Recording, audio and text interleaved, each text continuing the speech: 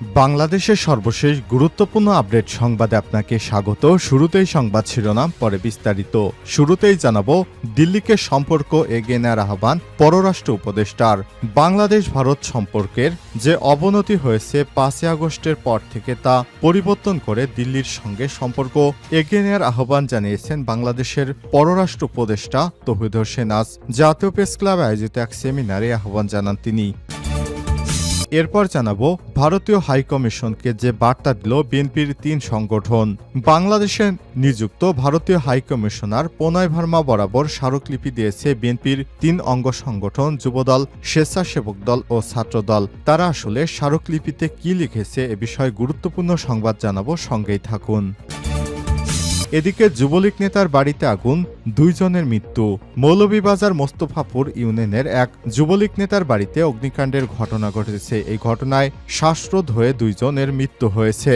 আজ শহরতলির মোস্তফাপুর গ্রামে এই ঘটনা ঘটে। ফায়ার সার্ভিসের সদস্যরা গিয়ে আগুন নিয়ন্ত্রণে আনেন। এই ঘটনায় এলাকায় শোকের ছায়া নেমে এসেছে। এবারে জানাবো, শ্রমিকদের 2 গ্রুপের মধ্যে সংঘর্ষে পুলিশ সহ আহত 10। লালমনিরহাটে শ্রমিকদের 2 গ্রুপের মধ্যে সংঘর্ষ, পাল্টা ধার ঘটনা ঘটেছে। এতে 2 সাংবাদিক, 1 পুলিশ সদস্য সহ শ্রমিকদের 2 গ্রুপের অন্তত 10 জন আহত হয়েছেন। আজ রোববার 8ই ডিসেম্বর দুপুর 12টার পর কেন্দ্র বাস টার্মিনাল এলাকায় এই সংঘর্ষের ঘটনা ঘটে।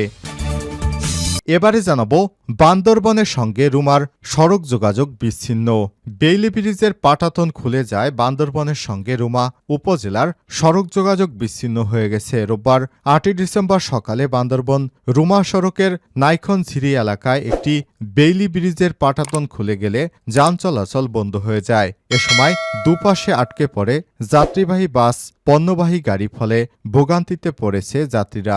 এছাড়াও যান চলাচল এখন বন্ধ হয়ে যায়, মালামাল পরিবহনে দুর্ভোগ পোহাতে হচ্ছে স্থানীয়দের।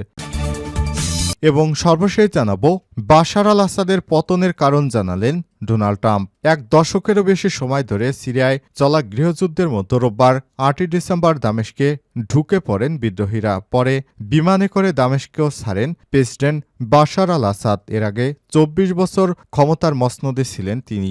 দেশের অভ্যন্তরের সংকট নিরসনে দীর্ঘ সময় তার পাশে ছিল রাশিয়া এবং ইরানের মতো শক্তিশালী মিত্ররা। তবে শেষ মুহূর্তে মিত্রদের কোনো ভূমিকা দেখা যায়নি।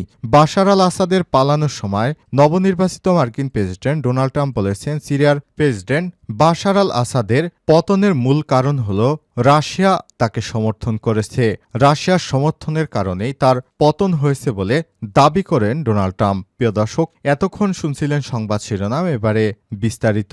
তবে তার আগে বন্ধুরা, অনুরোধ থাকবে সংবাদটিতে একটি লাইক দিন। এই চ্যানেলে আপনি নতুন হয়ে থাকলে আমাদের সংবাদটি দেখতে দেখতে চ্যানেলটি সাবস্ক্রাইব করে রাখুন। কমেন্ট করে বন্ধুরা আপনার মূল্যবান মতামত জানিয়ে দিন আপনি বিশ্বের কোন দেশ থেকে বা বাংলাদেশের কোন স্থান থেকে আমাদের সংবাদটি দেখছেন এবং শুনছেন। এবারে বিস্তারিত। দিল্লিকে সম্পর্ক এগিয়ে নেওয়ার আহ্বান পররাষ্ট্র উপদেষ্টার। বাংলাদেশ ভারত সম্পর্কের 5ই আগস্টের পর যে গুণগত পরিবর্তন হয়েছে তা মেনে নিয়ে দিল্লিকে সম্পর্ক এগিয়ে নেওয়ার আহ্বান জানিয়েছেন পররাষ্ট্র উপদেষ্টা তৌহিদ হোসেন। রোববার 8ই ডিসেম্বর জাতীয় প্রেস ক্লাবে আয়োজিত এক সেমিনারে আহ্বান জানান তিনি। তৌহিদ হোসেন বলেন, সাম্প্রতিক সময়ে ভারতের সঙ্গে বাংলাদেশের সম্পর্কের কারণে 2 দেশের অর্থনীতি ক্ষতিগ্রস্ত হচ্ছে। তবে সম্পর্ক কিভাবে এগিয়ে নিয়ে যায় তা নিয়ে কাজ করতে হবে। সময় তিনি বলেন, পাকিস্তান ও ভারতের রিজার্ভেশনের কারণে আঞ্চলিক সহযোগিতা ছিল না। প্রতি বছর সামিট হওয়ার কথা ছিল। রাষ্ট্র বা সরকার প্রধানের মধ্যে দেখা সাক্ষাৎ হচ্ছে না। সার্কের মাধ্যমে সেটা করা যেতে পারে। এছাড়াও ব্যবসায়িক ও অর্থনৈতিক স্বার্থে সার্কের কার্যক্রম শুরু করা দরকার। প্রধান উপদেষ্টা ডক্টর মোহাম্মদ ইউনূস চান সার্কের কার্যক্রম শুরু হোক। আগামীকাল সোমবার 9 ডিসেম্বর ভারতের সঙ্গে পররাষ্ট্র সচিব পর্যায়ের বৈঠক ফলপ্রসূ হবে বলেও আশা প্রকাশ করেন পররাষ্ট্র উপদেষ্টা। তিনি বলেন, পররাষ্ট্র সচিব পর্যায়ের সঙ্গে স্টাডিং কমিটির মিটিং করাই লক্ষ্য। দেশ এবং স্বার্থ রক্ষায় একটা সামিট করা লক্ষ্য রয়েছে।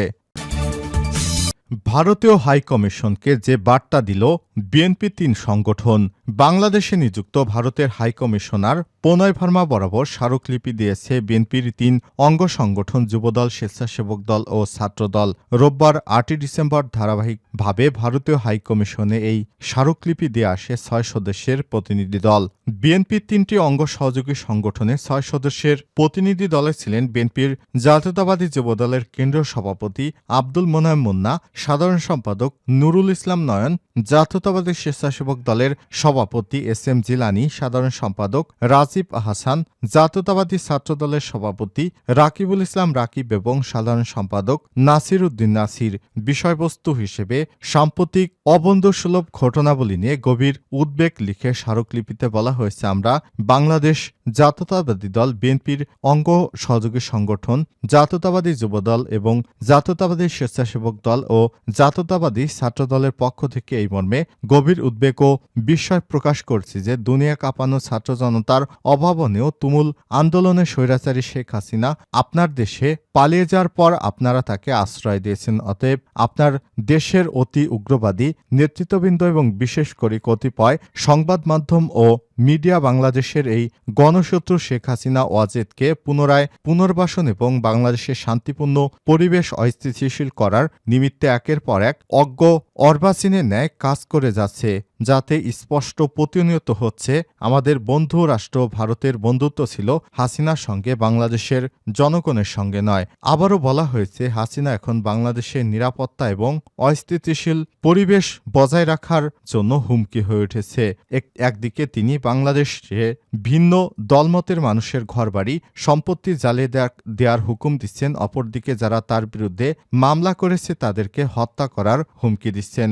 ভারতের নিরাপদে আশ্রয় থেকে বাংলাদেশের পরিস্থিতি অস্থিতিশীল করার এই অপচেষ্টা বাংলাদেশের জনগণ ইতিবাচকভাবে নিচ্ছে না। আপনি সম্যক অবগত আছেন যে গত ২ ডিসেম্বর ২০২৪ আগরতলায় বাংলাদেশ সহকারী হাইকমিশনে ন্যাক্কারজনক হামলা চালানো হয়েছে। নৈতিক পদস্থলনের কারণে ইসকন থেকে বহিষ্কৃত সাবেক ইসকন নেতা শ্রী চিন্ময় কৃষ্ণ দাসকে গ্রেপ্তারের প্রতিবাদে উগ্র হিন্দুত্ববাদী হাজার হাজার মানুষ যখন রাষ্ট্রীয় মদত এবং প্রশ্রয়ে বাংলাদেশের সহকারী হাইকমিশনে হামলা করেছিল, তখন নীরব দর্শকের ভূমিকা পালন করেছে আপনাদের দেশের আইনশৃঙ্খলা রক্ষাকারী বাহিনী। প্রাপ্ত বিবরণগুলো চূড়ান্তভাবে প্রমাণ করে যে পূর্ব পরিকল্পিতভাবে বাংলাদেশ সহকারী হাইকমিশনের প্রধান ফটক ভেঙে বিক্ষোভকারীদের প্রাঙ্গণে আক্রমণ করার সম্মতি দেওয়া হয়েছিল। এই প্রতিক্রিয়ায় স্থানীয় আইন প্রয়োগকারী সংস্থার সদস্য উপস্থিতিতে তারা জাতীয় পতাকার খুঁটি ভাঙচুর করেছিল।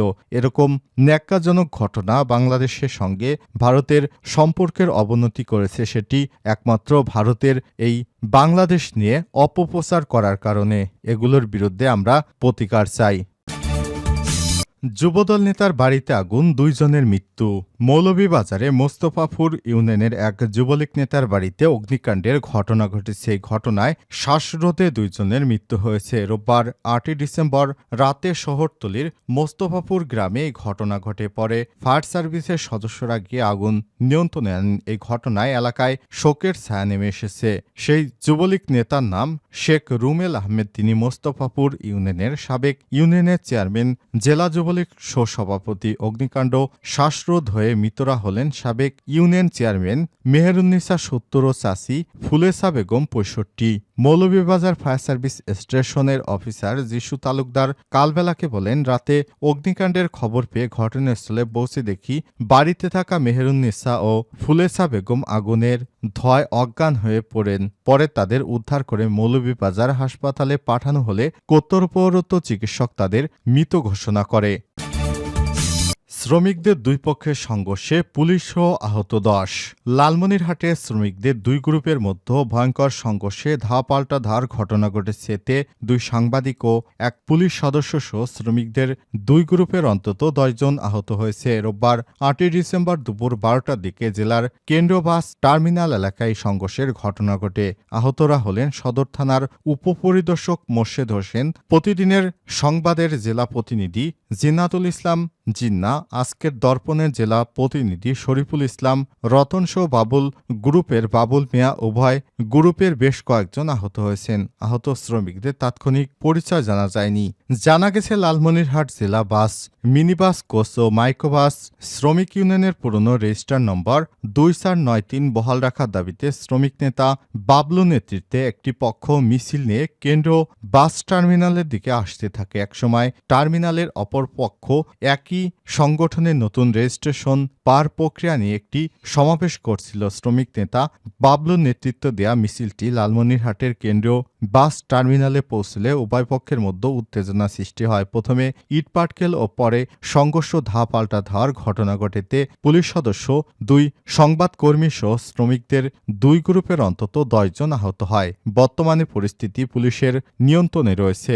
লালমনিরহাট সদর থানার ভারপ্রাপ্ত কর্মকর্তা ওসি আব্দুল কাদের জানান, শ্রমিকদের 2 গ্রুপের ভিন্ন দুটি কর্মসূচি থেকে উত্তেজনা শুরু হয়। পুলিশ মাঝামাঝি অবস্থান নিয়ে পরিস্থিতি নিবৃত করতে চেষ্টা করলে ইটপাটকেলের আঘাতে পুলিশ, সাংবাদিক সহ উভয় গ্রুপের বেশ কয়েকজন আহত হয়।